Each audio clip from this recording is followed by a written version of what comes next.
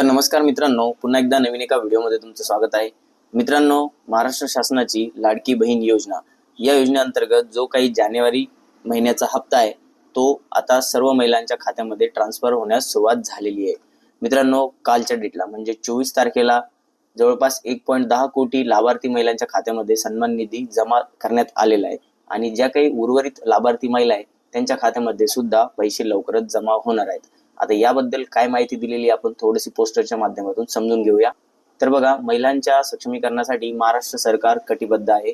मुख्यमंत्री माझी लाडकी बहीण योजना जानेवारी महिन्याचा सन्मान निधी लाभार्थ्यांच्या बँक खात्यात जमा होण्यास सुरुवात करण्यात आलेली आहे. 24 तारखेपासून सुरुवात करण्यात आलेली आहे. बघा, 24 जानेवारी 2025 पर्यंत 1.10 कोटी लाभार्थी महिलांच्या खात्यात सन्मान निधी जमा करण्यात आलेला आहे आणि ज्या उर्वरित महिला आहे त्यांच्या खात्यामध्ये सुद्धा पैसे जमा होण्यास सुरुवात झालेली आहे. तुम्हाला बघा अशा प्रकारचा मेसेज येत असेल तुमच्या मोबाईल नंबरवरती.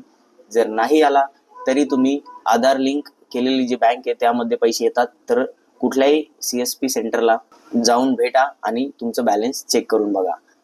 येणाऱ्या 26 जानेवारी पर्यंत म्हणजे उद्यापर्यंत सर्व लाभार्थी महिलांच्या खात्यामध्ये निधी जमा केला जाणार आहे.